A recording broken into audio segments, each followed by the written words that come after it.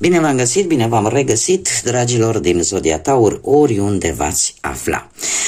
Iată-ne din nou împreună la o nouă lectură pentru primele zile din octombrie, perioada cuprinsă între 1 și 5 octombrie, așa că toți cei care aveți soarele, luna, Venus, ascendentul sau oricare alt aspect astral important pentru voi din harta voastră natală și care are legătură cu Zodia Taur, această lectură este de asemenea și pentru voi. Și ca de fiecare dată, nu uitați, este totuși o lectură generală, colectivă, da? Așa că vă rog să luați decât acele mesaje care vor rezona cu voi. Restul lăsați-le să zboare în univers, pentru că sigur sunt pentru alte energii care într-o mai mică sau mai mare măsură au o legătură cu Zodia Taur. Și acum haideți să vedem ce ne vorbesc runele, ce ne spun. Ia să vedem. Care este situația actuală pentru voi, dragilor? Ia să vedem. Dragii mei dragi. Hei, dragilor, sunteți într-o perioadă în care se pare că lipsa banilor vă cam necăjește, vă cam supără. Este foarte, totuși, interesant, aș spune, că vor avea loc niște schimbări poate chiar de locuință, sau poate anumite legături familiare, într-un fel sau altul, cumva ori se vor rupe, ori se vor bloca. Poate chiar din cauza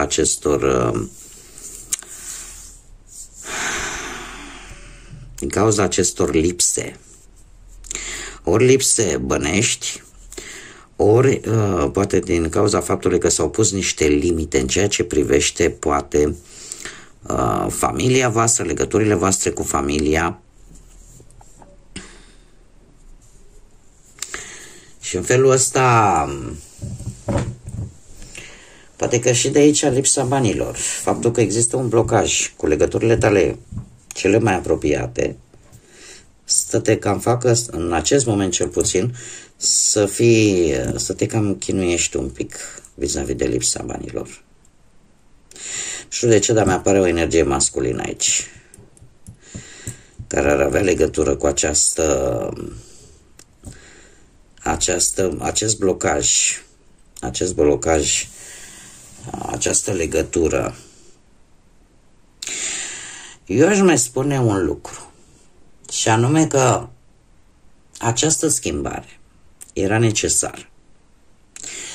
Această schimbare, indiferent cât de tare vă chinuie pe voi în acest moment, totuși era o schimbare care trebuia să vină.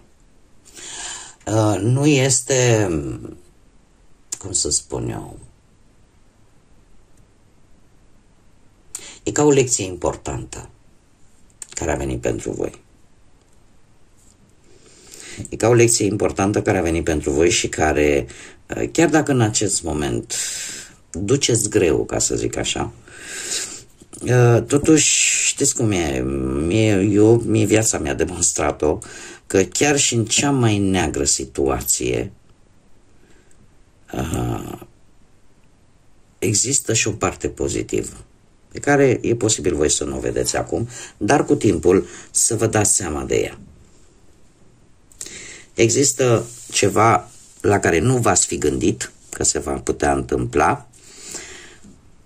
Și așa, concluzionând, vorbim de relații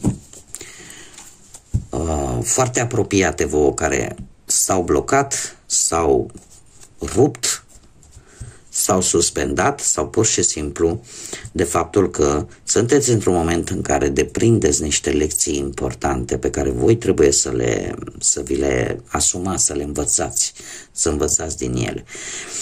Cât privește partea asta cu bănuții, sunteți un pic blocați, ori, cum am mai spus, din cauza unei schimbări de locuință care v-a dat finanțele peste cap, ori pur și simplu tot așteptați. Ori o reconciliere cu cineva care să vă ajute, dar deocamdată se pare că lucrurile sunt blocate. Da? Din toate variantele care le-am dat, sper că poate unii s-au regăsit. Haideți să vedem ce ne spune și tarotul, ce vine pentru dragii mei din Taur în această scurtă perioadă a începutului de octombrie, perioada 1 până pe 5 octombrie. Ce vine pentru dragii mei din Taur? Ia să vedem. Dragii mei dragi. Dragilor, ca și zodie asta, așa ca să-mi fac datoria să nu uit cumva, am Pești, zodia Berbec, zodii de aer, Gemeni, Balanță, Vărsător și zodii de foc, alte zodii de foc în afară de Berbec, Leu sau Săgetător. Bun, haideți să începem cu începutul.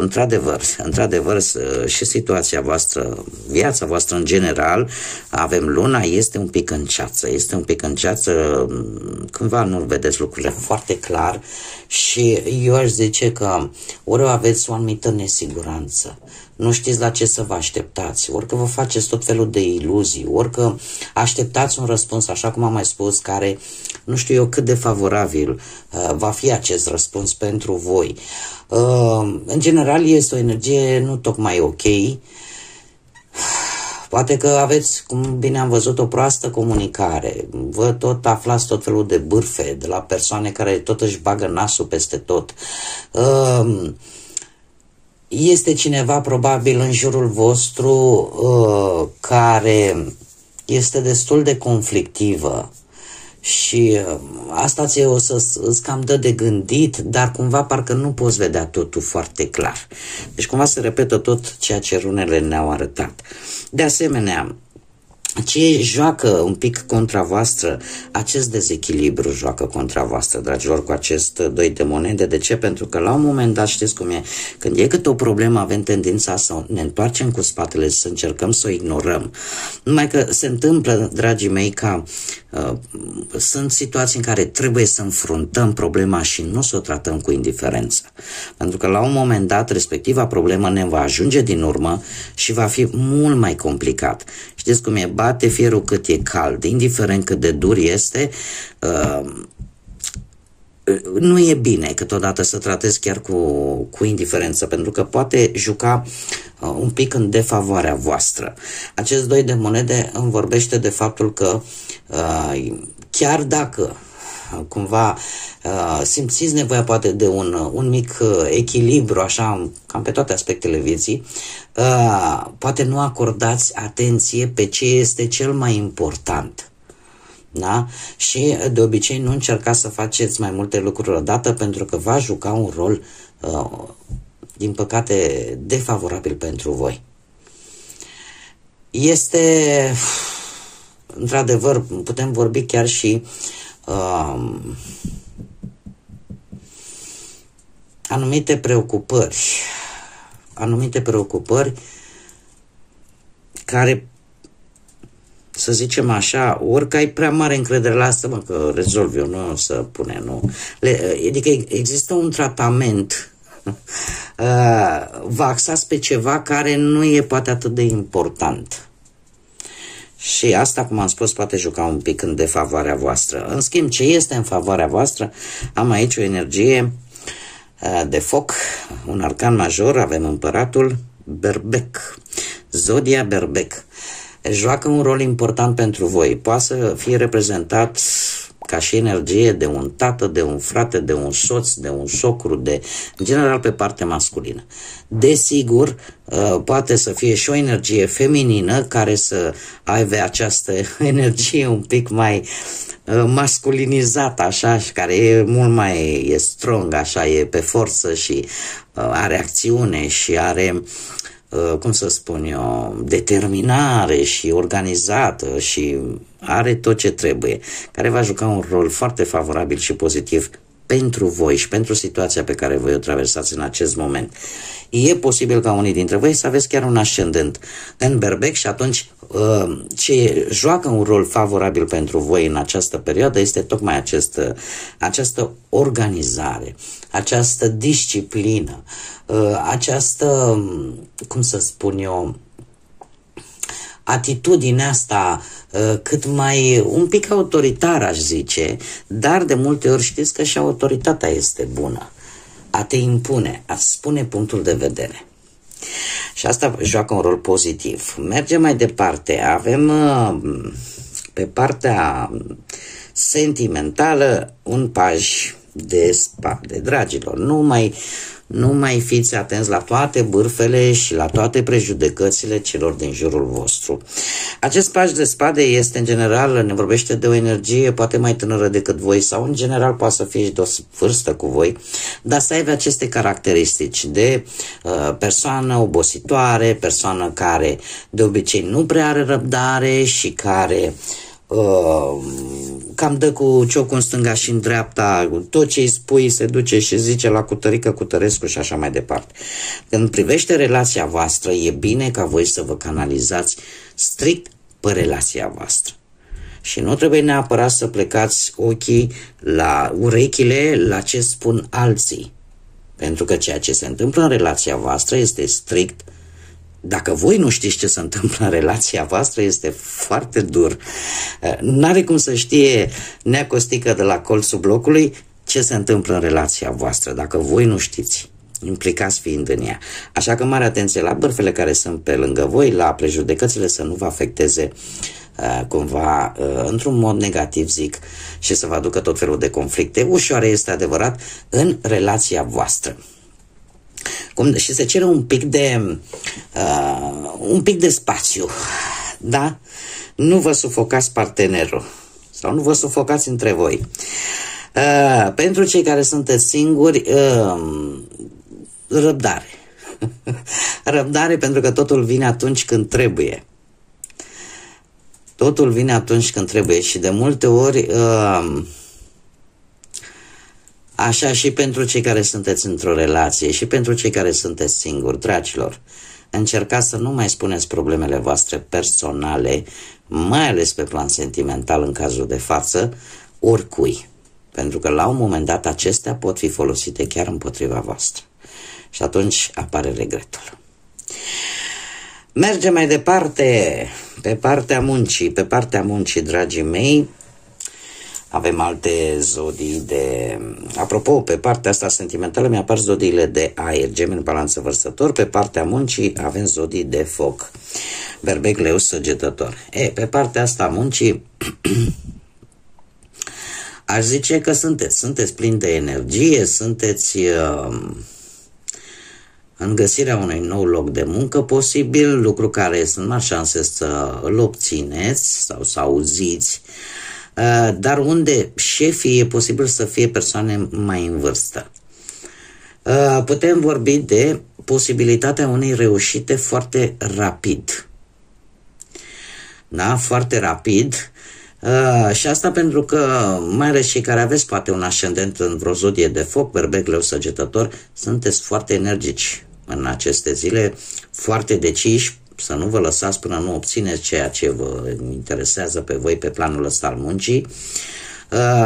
Veți ieși în evidență și așa cum se spune despre regina asta de bâte, că nu-i place un nu ca și răspuns, se pare că nici voi nu prea vă place să primiți răspunsuri negative, aveți un magnetism și posibil pe cineva care să vă și ajute.